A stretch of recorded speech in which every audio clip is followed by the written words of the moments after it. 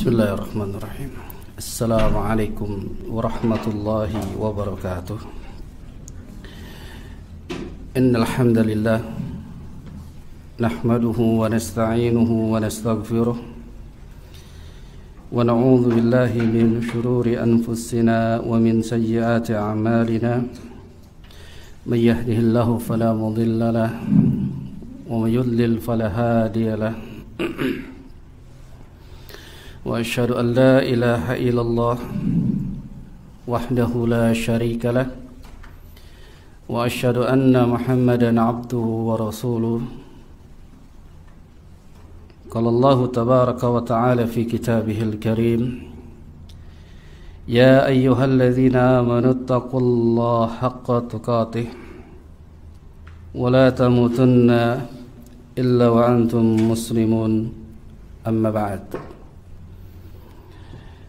فإن أصدق الحديث كتاب الله وخير الهدي هدي محمد صلى الله عليه وعلى آله وسلم وشر الأمور محدثاتها وكل محدثات بدعة وكل بدعة ضلالة وكل ضلالة في النار.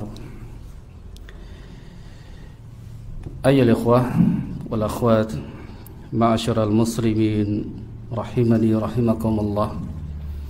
Alhamdulillah, kita bersyukur kepada Allah.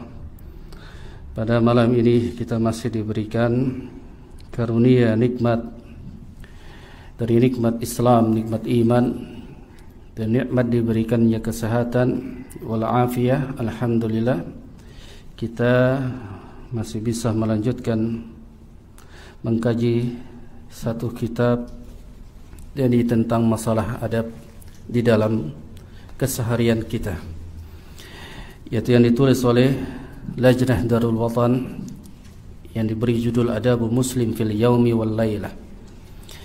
Adab seorang muslim di dalam kesehariannya. Dan pada kesempatan kali ini kita masuk ke dalam adabud diyafah, adab yang berkaitan dengan bertamu. Ada dua pembahasan di dalam adab ini. Yang pertama ada alal mudif. Yang pertama kita akan menjelaskan adab kita yang menerima tamu. Lalu yang kedua nanti kita akan bahas tentang wa'ala dhaifi, bagi orang yang bertamu. Kita menerima tamu harus mengetahui adab, dan kita pun kalau bertamu harus dengan adab. Karena dalam Islam diajarkan bagaimana cara kita bertamu kepada teman kita, guru kita, atau saudara kita, ataupun yang lainnya. Maka adab yang pertama alal mudhif, ini orang yang punya rumah menyambut orang yang bertamu. Yang pertama dibawakan oleh mualif, penulis dari kitab ini, an yad'u li diyafatihi al-atqiya dun al-fasaq. Yang pertama kita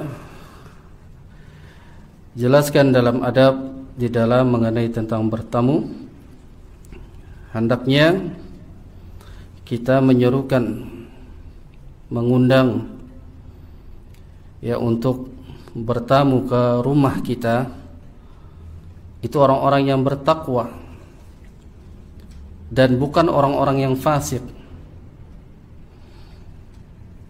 Jadi kita diperintahkan untuk mengundang teman, karib kerabat itu yang bertakwa agar dia bisa bertamu ke rumah kita, dan bukan orang-orang yang fasik.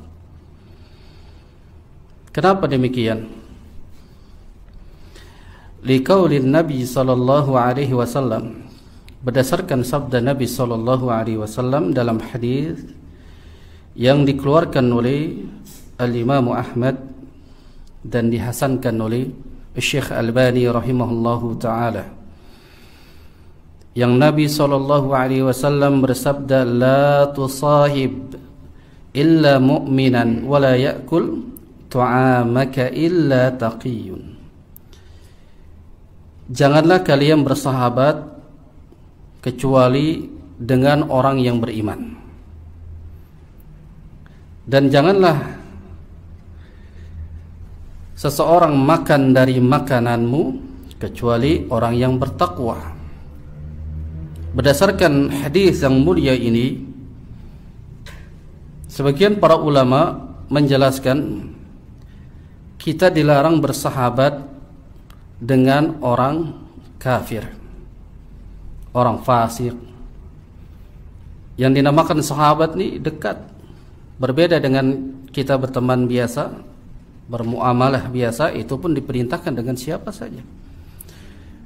Namun kalau kita bersahabat dengan orang selain orang yang beriman, maka dilarang dalam syariat Islam. Karena Nabi SAW menyebutkan agama seseorang itu dilihat dengan siapa dia berteman.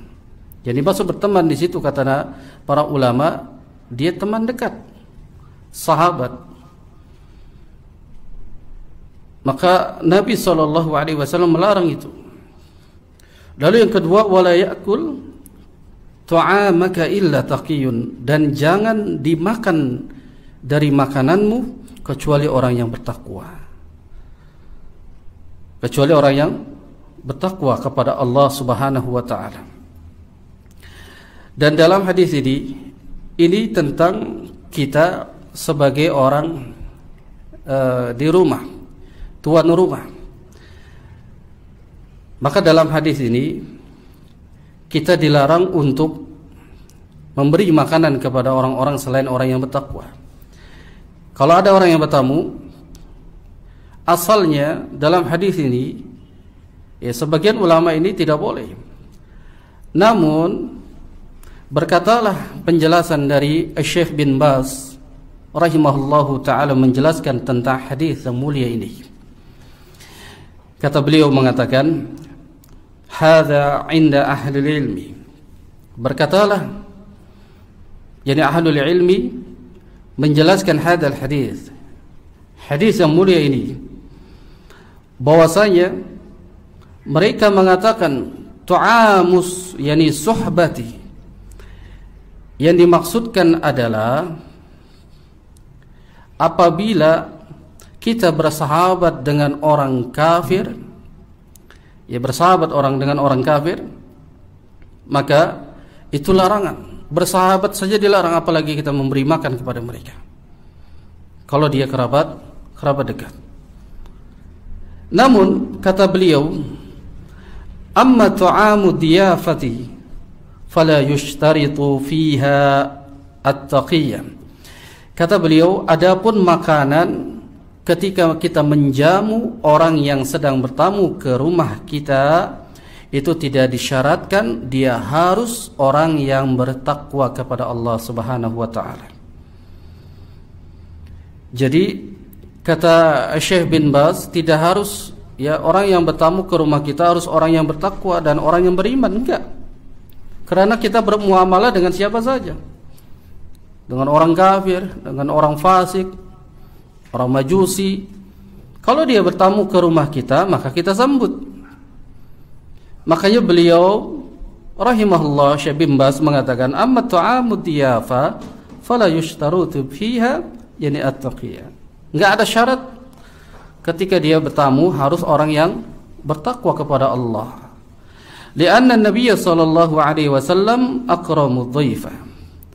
Karena Nabi sallallahu alaihi wasallam ia bersabda ketika dalam hadisnya agar memuliakan tamu. Dan itu secara umum, bukan hanya orang beriman dan bertakwa saja. Siapa saja yang ketika dia bertamu ke rumah kita, maka kita muliakan dia. Ya. Waradda alaihi al-kuffar wa ghairu kuffar. Mau itu orang kafir ataupun yang bukan kafir. Kalau dia bertamu kepada kita, maka kita muliakan. Ini berdasarkan sabda Nabi sallallahu alaihi wasallam. yang Nabi SAW ini mengatakan, man kana yu'min billahi wal yawmil akhir falyukrim dhaifahu. Siapa orang yang ketika dia beriman kepada Allah dan hari akhir, Nabi perintahkan falyukrim dhaifahu, maka muliakan tamunya.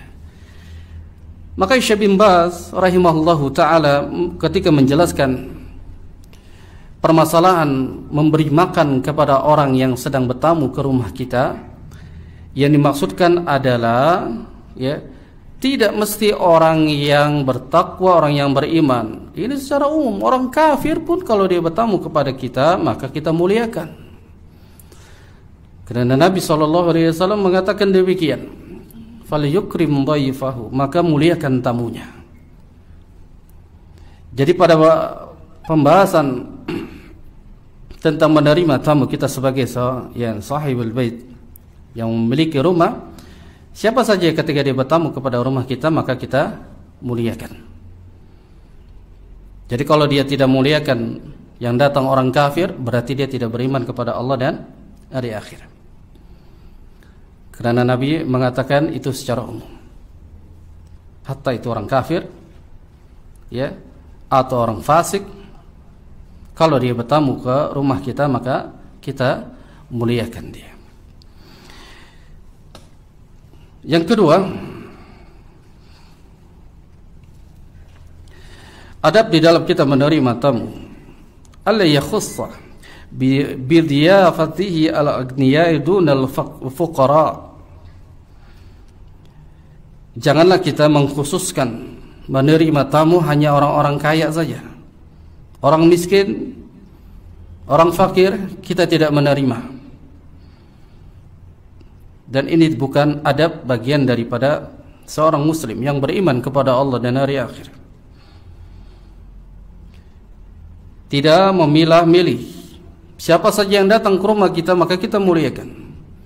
Jangan mengkhususkan kita menerima tamu hanya orang kaya saja. Orang miskin enggak mau.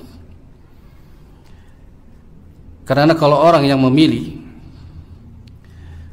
hanya orang-orang kaya saja, maka dia mendapatkan yakni orang-orang yang sombong. Karena dia merendahkan dan meremehkan orang yang miskin. Tidak mau dia menerima yakni tamu selain orang yang kaya saja. Orang miskin dia tidak mau, hina. Maka kata Nabi SAW, disebutkan bahwasanya orang tersebut telah terjangkit dari sifat yakni kibar, sombong. Karena definisi dari kesombongan kata Nabi SAW, al-kibru baturul haq wa ghamtun nas. Sombong itu adalah menolak kebenaran yang pertama, yang kedua merendahkan orang lain.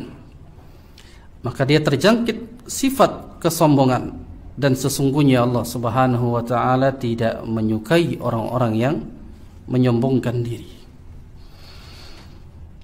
Maka dalam hadis ini disebutkan liqaulihi sallallahu alaihi wasallam, menyebutkan syarrut ta'am ta'amul walimah.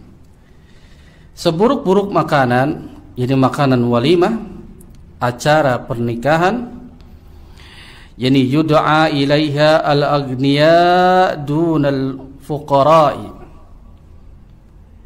yang mana mereka mengundang hanya orang-orang kaya saja dan tidak mengundang orang-orang yang miskin.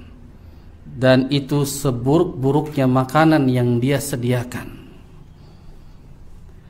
Kenapa disambungkan dengan hadis yang mulia ini dalam hadisnya yang dikeluarkan muttafaqun alaih? Karena dalam walimah itu kita tidak pula memilah dan memilih. Yang diundang hanya orang-orang kaya saja, orang miskin ya tidak diundang.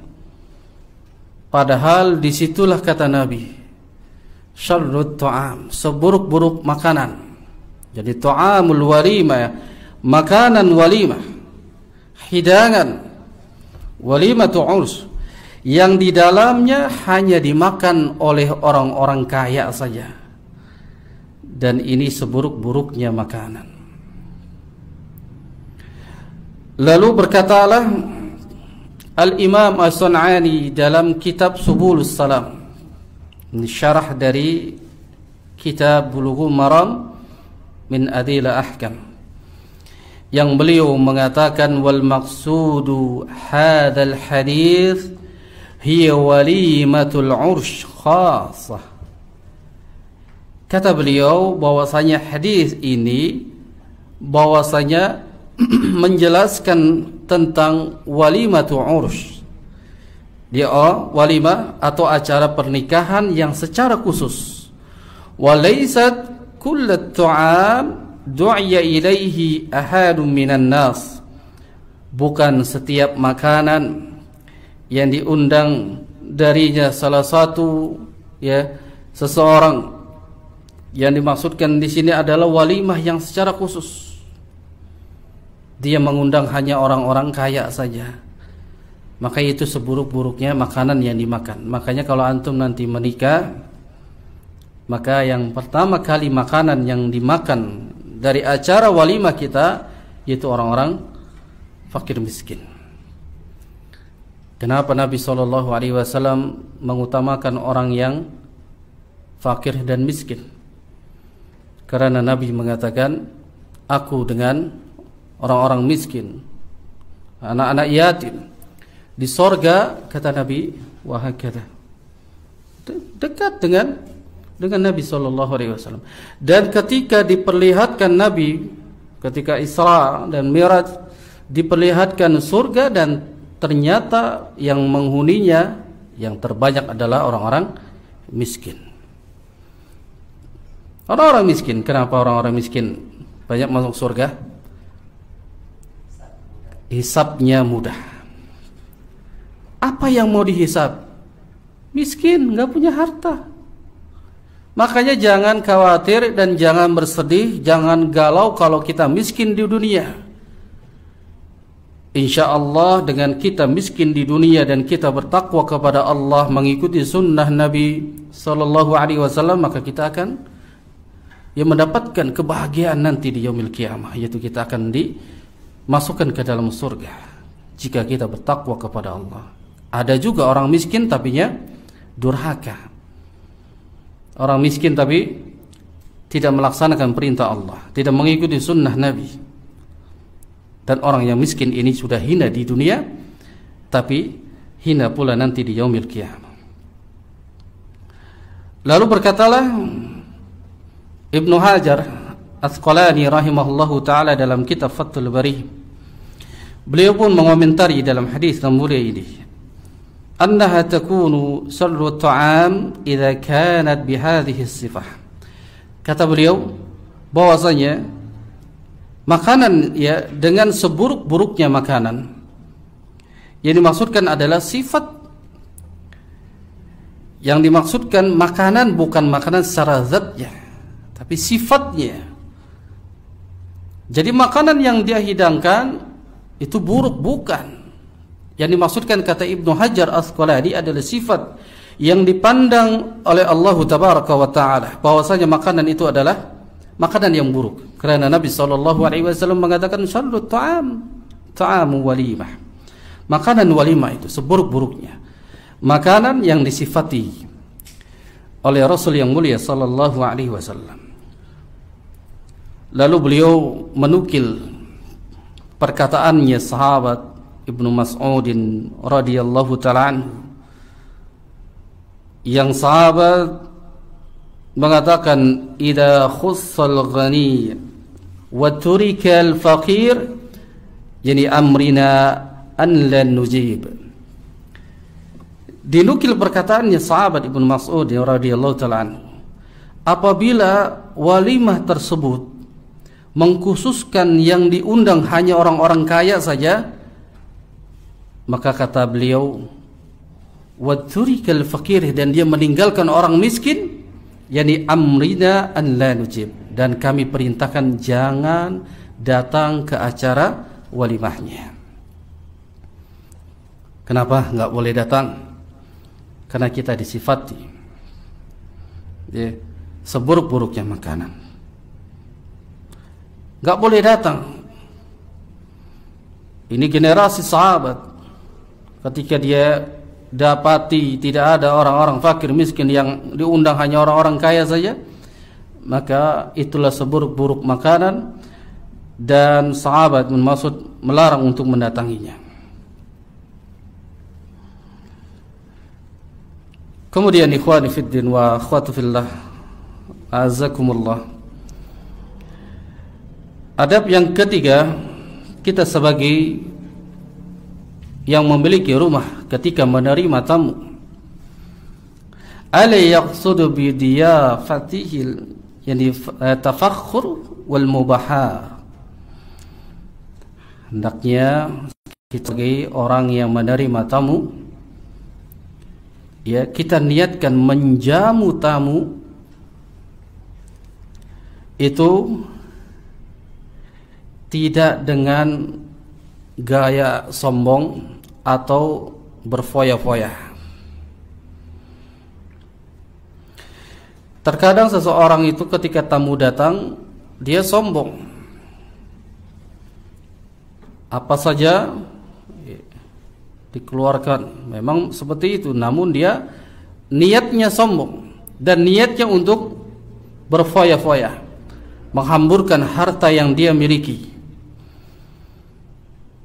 Akan tetapi para ulama mengatakan bal yanwil iqtida'i bi sunnatin nabiy sallallahu alaihi wasallam, hendaknya kita menerima tamu, menjamu tamu dengan diniatkan al-iqtida'i bi sunnatin nabiy sallallahu alaihi wasallam, mengikuti contoh dari Nabi sallallahu alaihi wasallam. Apa contoh Nabi sallallahu alaihi wasallam? Wa idkharis surur ala ikhwanihi, kita membuat senang saudara kita. Jadi itu yang diniatkan. Kalau datang tamu, kita niatkan itu, kita buat dia senang. Makanya setiap apa yang datang kepada kita seorang tamu, maka kita muliakan. Kemudian apa? Kita buat dia senang, bahagia. Dengan apa?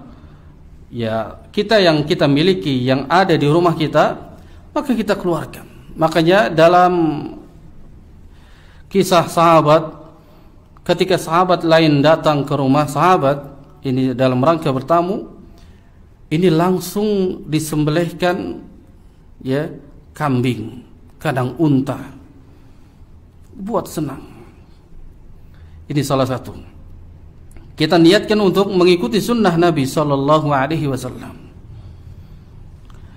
Dan salah satu amalan yang sangat dicintai Allah Subhanahu wa taala, kita memuliakan tamu, kemudian kita membuat dia senang. Itu satu amalan yang dicintai Allah Subhanahu wa taala. Dalam hadis yang lain, ini hadis yang diriwayatkan dari At-Tabrani dalam kitab Al-Mu'jam Al-Wasit, dari jalan sahabat Ibnu Abbas radhiyallahu taala anhuma, bahwasanya Rasulullah sallallahu alaihi wasallam bersabda, "Inna ahabbal a'mali ila Allah azza wa jalla." Sesungguhnya amalan yang amat dicintai Allah Subhanahu wa taala, yakni ba'dal faraid, setelah mengerjakan semua kewajiban, maka beliau sallallahu alaihi wasallam mengatakan idkhalus surur 'alal muslim, buat dia senang saudaranya sesama muslim. Dan itu amalan yang sangat dicintai Allah Subhanahu wa taala. Jadi kalau ada orang yang bertamu kepada kita, buat senang. Jangan cuma dikeluarkan hanya air putih saja tok, padahal di dalamnya ada makanan. Kalau dia enggak senang, berarti dia tidak mendapatkan yakni keutamaan amalan yang sangat dicintai Allah Azza wa Jalla. Subhanallah, ini amalan yang mudah, berbeda dengan kalau kita tidak memiliki apa-apa yang hanya ada air putih, maka kita suguhkan air putih. Muliakan tamu. Dan itu amalan yang sangat mulia di sisi Allah Subhanahu wa taala. Dan amalan yang sangat dicintai Allah Subhanahu wa taala. Dengan kita membuat dia senang ketika dia bertamu kepada rumah kita. Baik, yang keempat, alla yatakallafu dhaifa. Jangan memaksakan diri untuk mengundang tamu. Jangan dia berlebih-lebihan memaksakan diri dalam mengundang tamu. Ini dilarang. Di hadis Anas qala, berdasarkan hadis dari Anas, dia berkata, kunna inda Umar, ketika kami berada bersama sahabat Umar, faqala, dan dia berkata, nuhayna anit takalluf, kami dilarang untuk dalam rangka memaksakan diri. Ini masukkan memaksakan diri, dipaksa, dan ini tidak beradab. Dia memaksakan diri dalam mengundang tamu atau menerima tamu. Orang suruh tamu ke rumah dia, paksakan. Maka ini bukan bagian daripada adab orang yang memiliki rumah. Lalu yang kelima, Allah tukallifu dhaifa bi khidmatik. Jangan kita memaksa tamu di dalam membantu pekerjaan kita atau membantu apa yang kita inginkan. Tidak boleh. Ini bukan adab seorang muslim. Kenapa? Lianna hadza laysa minal muru'ati fi syai'in. Karena sebab jika kita ada tamu lalu kita meminta tamu itu untuk menolong pekerjaan kita, dimanfaatin. Dia datang disuruh menamu kepada rumah kita, lalu kita meminta tolong kepada dia untuk membantu segala kebutuhan kita. Lianna hadza laysa minal muru'ah. Dan ini tidak ada muru'ahnya kita di hadapannya. Tidak ada muru'ah. Apa muru'ah? Yang disebutkan oleh al-Imamu Al-Mawardi, beliau menjelaskan definisi muru'ah. Kata beliau, al-muru'atu mura'atu ahwali ila an takuna ala afdaliha hatta la yadhharu minha qabihun an qasdin wa la yatawajjah ilaiha dhammu bi istihqaq. Kata beliau, muru'ah itu adalah sebagai menjaga tingkah laku kita agar tetap berada di dalam kebaikan, berada dalam keadaan yang paling utama. Itu muru'ah. Kenapa? Kita niatkan begitu, jangan sampai kita menampakkan hatta la yudhiru minha qabihun an qasdin. Tidak boleh agar kita ini tidak melahirkan, menampakkan keburukan kita kepada orang lain. Itu muru'ah. Wala yatawajjahu ilaiha dhammul istihqaq. Dan supaya orang lain itu yang melihat kita tidak mencela kita. Kalau kita ada tamu kemudian kita meminta tolong, bantuin ini, dimanfaati, dia akan mencela kita. Kita namu tapi disuruh kerja, disuruh bantu, itu dicela. Makanya muru'ah itu menjaga agar kita, adab kita, etika kita di hadapan orang lain supaya tetap baik. Makanya para ulama menjelaskan muru'ah itu ada 3 bagian. Muru'ah yang pertama, ketika dia sedang sendiri. Hendaknya orang yang beriman dia harus menjaga muru'ahnya. Dalam keadaan sendiri dia harus menjaga muruahnya, menjaga akhlaknya, wibawanya, adabnya. Dalam keadaan sendiri, seorang beriman tidak boleh dia bermaksiat dalam keadaan sendiri. Malu dia harusnya, karena Allah Subhanahu wa taala Maha melihat. Ketika dalam keadaan sendiri, misalkan dia sholat sendiri, dia begitu cepat, dia bermalas-malasan, berarti dia tidak menjaga muruahnya dalam keadaan sendiri. Yang kedua, muruah ketika bersamanya manusia, sebagaimana dalam adab yang kelima ini. Bagaimana kita menjaga muruah kita bersama manusia yang lain? Kalau seandainya kita sebagai seorang yang beriman, jaga akhlak kita, adab kita, iman kita, takwa kita di hadapan orang lain. Jangan kita sudah memakai peci, berjenggot, memakai jubah, tapi kelakuan kita seperti penjahat. Pakai sorban, pakai jubah, tapi lisannya suka mencela orang lain, menghina orang lain, merendahkan orang lain. Dia tidak bisa menjaga muruah di hadapan orang lain. Ini muruah yang kedua, dia harus jaga. Nanti antum sebagai santri pulang ke rumah,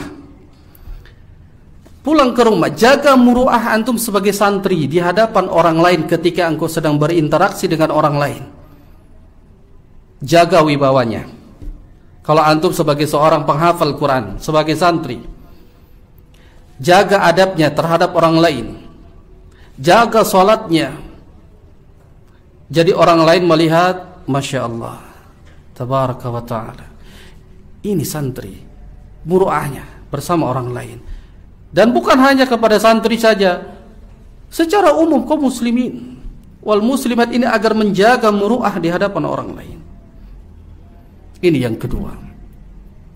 Yang ketiga, muruah ketika dia bersama Allah Azza wa Jalla, ketika dia sedang beribadah kepada Allah Subhanahu wa taala. Jaga dia ketika dia beribadah kepada Allah. Terkadang kita beribadah kepada Allah, tapi dia tidak menjaga muruahnya. Dengan siapa dia beribadah, dengan berhadapan dengan siapa.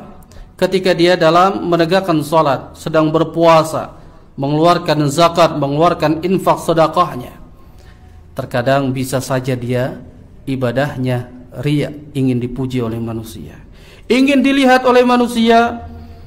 Dia ingin dikatakan sebagai orang yang dermawan, tidak bisa menjaga muruahnya bersama Allah Subhanahu wa taala. Makanya ini salah satu adab kalau kita menerima tamu, jangan kita memanfaatkan tamu untuk membantu pekerjaan kita. Ya, kadang antum main ke rumah antum ya, siap, datang ke rumah, tolong kerjain dong. Tidak ada muruahnya. Jadi apa kata dia? Pasti dicela bukan? Dicela pasti. Datang ngundang buat tamu tapi malah disuruh kerja. Dianya malah santai-santai duduk sambil ngopi. Tapi kalau dikasih duit mau nggak? Mau gitu ya. Itu kan beda bisnis. Tapi ini bertamu, maka ini tidak ada muruahnya. Baik. Yang keenam, adab yang keenam, ala tuzhirul, jadi al-malalah, jadi bidiyafik, bidayifik. Hendaknya ketika kita menerima seorang tamu, ala tuzhiru, jangan menampakkan al-malalati. Al-malalati ini adalah dengan bosan, kebosanan. Bidayif, yani bidayifik, dengan tamunya. Maksudnya begini, jika yang datang itu saja, antum jangan merasa menampakkan wajahnya atau sikapnya bosan, dia lagi kayak gitu. Bertamu dia lagi, jangan. Tetap muliakan dia. Tapi malah jadi azharu lahul farihu. Ya kan, tetapi hendaknya tampakkan dengan apa? dengan wajah atau perilaku yang bergembira. Hendaknya dia tampakkan bi qudumi wa talaqati wajhi wa tayyibil kalam. Dan pula hendaknya dia ketika dia datang ke rumah kita pasang wajah kita dengan apa? Wajah yang ceria, senyum, sambut, masya Allah, ya kan? Ahlan wa sahlan. Sambut, jangan kita dia lagi. Jangan minta makan. Jangan. Muliakan, enggak masalah dia minta makan, minta minum. Kalau kita membuat dia bahagia, muliakan dia, apa kata Nabi SAW? Kita mendapatkan amalan yang sangat dicintai Allah. Enggak masalah. Dan kita berkata yang baik kepadanya. Tanya, antum dari mana? Sudah makan belum? Sudah minum belum? Begitu kita menerima tamu, maka kita akan mendapatkan kemuliaan dan mendapatkan amalan yang dicintai Allah Subhanahu wa taala. Lalu yang ketujuh, ikhwan fiddin wa akhwatu fillah azakumullah, an yaj'ala bi taqdimi at-ta'ami li dhaif. Maka mendahulukan, ya, mendahulukan tamu di dalam mempersilahkan makan, ya. Makanya kan adabnya silakan makan, silakan diminum. Itu bagian daripada adab kita yang menerima tamu sebagai yang memiliki rumah. Lianna fi dzalika ikram, jadi sebagai ya memuliakan, ikramul lahu, sebagai memuliakan tamu kita. Sebagaimana tadi sabda Nabi SAW, man kana yu'min billahi wal yawmil akhir falyukrim dhaifahu. Siapa orang yang beriman kepada Allah dan hari akhir, dia muliakan tamunya. Maka persilakan, itu salah satu dengan memuliakan tamu. Silakan diminum, silakan dimakan. Kita jangan minum dulu sampai dia minum, baru kita minum pula. Gitu ya. Kadang kita apa? Datang kemudian, ayo tafadhal ijlis. Kita sudah duduk duluan. Ya. Sampai dia duduk dulu. Silakan duduk. Dia duduk baru kita duduk. Itu namanya memuliakan tamu. Suruh masuk, ya, silakan masuk. Ya kalau kita di dalam tentunya, ya, dia sampai dia masuk. Itu adabnya. Mempersilakan makan dan minum, yang mendahulukan tamu. Yang kedelapan, alla yubadir ila raf'i ta'ami, yani qabla an yarfa'a ad-dhaif yadayhi. Hendaknya ya, jangan kita terburu-buru mengangkat makanan, mengambil makanan itu yang sudah disuguhkan kepada tamu. Qabla an yarfa'a ad-dhaifa yadahu, dengan apa? Kita mengambil makanan kemudian mengangkat makanan yang sudah disuguhkan, padahal itu tamu tersebut belum menikmati hidangannya. Baru dikeluarin 5 menit sudah diangkat, ya, padahal belum dinikmati hidangannya. Padahal baru makan setengah pisang goreng belum minumnya, udah diangkut dia, gitu. Kecuali sudah selesai makan, maka diangkut. Ini udah nanggung makan pisang goreng, ya, sampai serat di tengah-tengah tenggorokan, diangkut semua. Dan ini tidak beradab.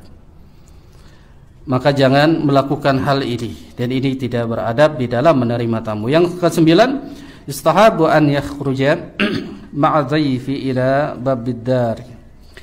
Disunahkan agar kita, yakni mengantar tamu keluar sampai ke pintu rumah. Mengantar sampai pintu rumah. Jangan dia keluar tapi kita tidak mengantar sampai pintu rumah. Dan ini bagian daripada wahada min tamami dhiyafati wa husnu ri'ayah. Termasuk bagian daripada kesempurnaan kita menerima tamu dan kita yakni berbaik ya kepada dirinya dan perhatian kepadanya. Ini salah satu adabnya. orang yang menerima tamu.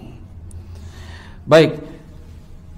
Yang selanjutnya, wa 'alad dhaif. Kita yang sebagai tamu, kita ingin bertamu kepada seseorang. Tadi yang menerima tamu, sekarang kita yang bertamu. Bagaimana adabnya? Yang pertama, an yujibad da'wah, yani wa la yata'akhkhar 'anha ila li'udhrin. Hendaknya yani wajib memenuhi atau mendatangi undangan, dan tidak boleh dia jadi tidak datang kecuali ada uzur, ada alasan yang syar'i. Asalnya kita diperintahkan oleh Nabi SAW ketika kita diundang untuk makan, maka kita datang, wajib walimah, datang ketika diundang. Di hadisin min du'iya man du'iya ila urshi aw nahwihi falyujib. Barang siapa yang ketika diundang dalam acara urs, walimah, maka atau yang lainnya, maka wajib dia mendatanginya, dalam hadis yang dikeluarkan oleh Imam Muslim. Dalam hadis yang lain yang dikeluarkan ada dari Bukhari dan Muslim, idza du'iya ahadukum ilal walima falyatiha. Apabila kalian diundang walimah, maka hendaknya datang. Maka itu salah satu kewajiban. Namun kalau walimah tersebut mengandung ada kemungkaran, ada musiknya, ada biduannya, ada dangdut, ada macam-macam maksiat di dalamnya, maka Syekh Saleh Al-Utsaimin mengatakan dalam Majmu' Fatawa bahwasanya yang awalnya hukumnya adalah wajib berdasarkan hadis yang mulia ini ketika kita diundang, idza du'iya ahadukum ilal walimah, yani falyatiha. Siapa orang ketika dia diundang walimah, maka wajib untuk mendatanginya. Maka ketika didapati kita datang walimah tersebut ada dangdut, ada kemaksiatan, ada yang minum khamr di dalamnya, macam-macam jenis kemungkaran, maka kata beliau rahimahullah, menjadi haram kalau kita mendatanginya, kecuali kalau dia bisa mengingkari. Ini berdasarkan sabda Nabi SAW, idza ra'a munkaran, apabila kalian melihat kemungkaran, falyataghayyir biyadihi. Kalau engkau bisa datang dalam rangka untuk mengingkari kemungkaran, mendakwai dia, menghancurkan semua jenis jadi kemungkaran, maka boleh dia datang dalam rangka itu. Maka ketika engkau melihat kemungkaran, kata Nabi, rubah kemungkaran itu dengan tangannya. Dan dia, jika dia tidak bisa, falyastati', dia enggak sanggup untuk mengingkari dengan tangannya, ingkari dengan fabilisani, dengan lisannya, kasih tahu, antum berani enggak? Ini kemaksiatan, ini kemungkaran, enggak boleh seperti ini. Tidak bisa juga, maka biqalbihi, dengan hatinya ingkari. Kata Nabi, ad'aful iman, itu selemah-lemahnya iman. Namun kalau kita sudah melihat secara zahirnya bahwasanya acara walimah itu adalah acara yang banyak kemungkaran, maksiatnya, maka tidak boleh kita mendatanginya, putar balik. Kecuali dalam keadaan asalnya kita datang kemudian tidak ada kemungkaran asalnya, lalu kita sedang makan, kemudian datanglah kemungkaran itu, musik ditambah biduan, maka itu masuk ke dalam hadis tadi, ingkari dengan fabiqalbihi ad'afu iman, ingkari dengan hati, banyak istighfar kepada Allah, dan itu selemah-lemahnya iman. Kalau bisa dipercepat makannya, baru tinggalkan. Itu asalnya wajib dan bisa menjadi haram kalau dia ada kemaksiatan di dalamnya. Yang kedua, alla yumayyizu fil ijabah bainal faqir wal ghina. Adapun jangan kita membedakan di dalam kita memenuhi undangan mendatangi ya undangan antara orang fakir miskin dan orang yang kaya. Nggak boleh. Kalau yang ngundang orang kaya maka kita datang. Kalau yang ngundang orang miskin malah kita tidak datang, dan itu bukan bagian daripada adab kita sebagai kita orang yang bertamu. Lianna fi adamil ijabatil fakir, yani kasratul khatir. Dan itu termasuk bagian daripada apa? Menyakiti orang yang mengundang tadi, orang yang miskin tadi. Apalah daya kalau dia mengetahui si fulan yang mengundang orang kaya tapi dia datang, tapi ketika diundang dengan orang miskin dia tidak datang, dan itu dapat menyakitinya, menyakiti perasaan orang yang mengundangnya, itu orang miskin tadi. Ya kasrul khatir. Perasaan orang yang miskin tadi hancur karena dia merasa tidak dihargai dengan undangannya yang telah diundang dari sekian lama, bahkan sekian jauh hari dia sudah mengundangnya, karena dia orang miskin tapi dia tidak mendatanginya. Yang ketiga, alla yata'akhkharu min ajli yani sawmuhu bal yahdur. Hendaknya orang yang sedang berpuasa ya, jangan enggak datang, hadir. Kalau kita sedang berpuasa kemudian diundang, alla yata'akhkhar, jangan enggak datang. Min ajli sawmuhu. Ya, kalau kita sedang berpuasa tapi kita datang, bal yahdur, datang. Di hadisin Jabir anna Rasulullah sallallahu alaihi wasallam qala, berdasarkan hadis Jabir bin Abdullah radhiyallahu taala anhu, Nabi sallallahu alaihi wasallam sabdakan, man du'iya ila ta'am wa huwa sha'im falyujib fa in syaa'a ta'ima wa in syaa'a taraka. Barang siapa yang ketika dia diundang makan sedangkan dia dalam keadaan apa? Berpuasa, wa huwa shaimun falyujib, maka datangi, penuhi undangan tersebut walaupun dia sedang berpuasa. Maka Nabi sallallahu alaihi wasallam menyebutkan wa in syaa'a ta'ima, jika engkau mau makan, wa in syaa'a taraka, jika engkau mau tinggalkan makanan itu. Maksudnya tetap dalam keadaan berpuasa. Namun para ulama menjelaskan, apabila kita puasanya puasa yang wajib, maka tetap dalam keadaan kita dalam berpuasa yang wajib. Tapi kalau puasanya sunnah, maka dahulukan yang wajib daripada yang sunnah, maka batalkan, dan dia akan tetap mendapatkan pahala puasanya karena di awal dia sahur sudah meniatkan puasa sunnah. Gitu, innamal a'malu binniyat. Yang kedua, dia mendapat apa? Pahala mendatangi, jadi orang yang mengundang makan. Yang keempat, alla yutilu intizari 'inda al-mudhif, yani fa yukhalqi wa alla ya'zilu al-maji' fa yufaji'i qabla al-isti'dad lahu. Ya, jangan menunggu ya terlalu lama ya ketika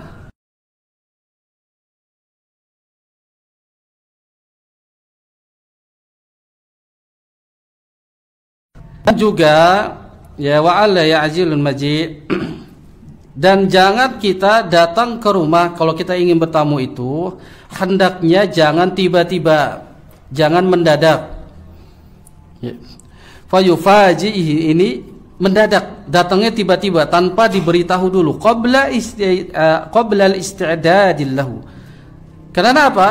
Orang yang punya rumah ini belum ada persiapan untuk menyambut tamu. Dan ini salah satu bukan adab. Tiba-tiba kita datang tanpa beritahu, itu bukan beradab. Kan belum ada persiapan, masih berantakan. Belum mempersiapkan apa? Makanan. Makanya dalam kisah seseorang yang sedang safar, seseorang yang sedang safar, maka ketika dia pulang sampai kepada kotanya, kampungnya, kepada rumahnya, kata Nabi, jangan datangi rumahmu dalam keadaan malam hari. Kenapa? karena istrinya ya belum siap untuk menyambut suaminya, belum dandan, belum yang lainnya. Makanya dia harus ya pagi hari. Dan kalau kita ya sekarang sudah banyak media sosial, telepon, WA, Anda mau datang, mau bertamu, maka tentunya orang yang punya rumah akan mempersiapkan baik dari rumahnya dan makanannya. Itu adabnya. Dan kalau kita bertamu jangan lama-lama. Ya. Dan kita harus peka sebenarnya. Kalau sudah malam atau mungkin yang punya rumah sudah menguap-nguap, ya udah langsung. Sepertinya tamunya yang punya rumah sudah ingin istirahat. Yang kelima, kita habiskan saja. Alla yazidu muddatun diyafatihi an salasati ayyam. Boleh kita menambah waktu kalau kita bertamu. Kalau kita bertamu itu batasnya 3 hari. Batasnya 3 hari. Illa an yaliha alaihi mudhif fil baqa'i aktsaru. Kecuali apabila yang punya rumah itu memaksa ya kepada tamu untuk tetap atau lebih lama lagi. Ya, fil baqa'i aktsaru. Jadi yang punya rumah kan batasnya 3 hari. Dia minta pulangan nanti aja, bulan depan, ditambah, dipaksa oleh yang punya rumah, maka ini tidak mengapa. Jadi kalau sudah 3 hari antum pulang, batasnya 3 hari. Kecuali dia yang memaksa untuk tetap tinggal di situ lebih lama lagi, maka tidak masalah. Yang keenam, an yassarifa, yani tayyibun nafs. Hendaknya ya kita ini orang yang bertamu pulang dalam keadaan jiwa kita itu yakni senang, baik. Jiwa kita senang karena kita setelah bertamu kepada teman kita, kepada guru kita, kepada orang tua kita. Wa yaghfira lil mudhif. Hendaknya kita memohon ampun untuk tamu, ya, tamunya ayya taqsiri hadasan lahu.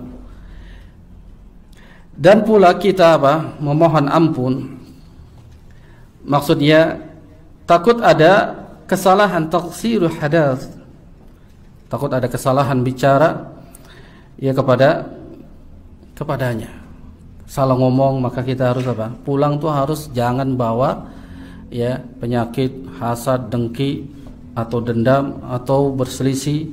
Harus sama-sama kita senang. Takut ada salah bicara, dan itu mohon ampun kepada Allah. Maka orang yang sedang bertamu itu harus perhatikan, jaga bicara, adabnya, ya sikapnya, jangan sampai buat orang yang memiliki rumah itu tidak senang. Yang terakhir, an yad'u liman istidhaf ba'da al-faragi min at-ta'ami. Maka hendaknya nih orang yang ya kita sebagai bertamu kepada orang, kita berdoa kepada Allah bagi siapa saja orang yang dijamu, liman istidhaf. Kalau kita dijamu, diberi makanan sama teman ataupun yang lainnya, ba'dal faragi minat ta'am, setelah makanannya habis, maka kita berdoa kepada Allah. Ya, wa minal udiyal ma'thurah fi dzalik, sebagaimana doa yang telah ma'thur, yakni dijelaskan, ditetapkan oleh Nabi sallallahu alaihi wasallam, aftara indakumus shaimun. Jadi telah ya berbuka, maksudnya telah dimakan ya bagi orang-orang yang sedang berpuasa. Kita kasih orang yang makan, orang yang sedang berpuasa. Wa qala ta'amukum ya al-abrar, dan makanan kita dimakan oleh mereka, ya, yaitu dengan baik. Wassalat alaikumul malaikah, dan para malaikat pun berselawat kepadanya. Wa minha, hendaknya kita berdoa kepada Allah, itu dengan doa Allahumma ighfir lahum warhamhum wa barik lahum fima razaqtahum. Ini berdoa kepada Allah. Doakan dia yang memberi makan kepada kita, ya Allah ampunkanlah mereka yang memberi makan itu, rahmati mereka, berkahi mereka apa yang ada padanya dari rezeki yang diberikan Allah. Semoga Allah berikan keberkahan. Lalu kita berdoa lagi, Allahumma at'im man at'amana wasqi man saqana.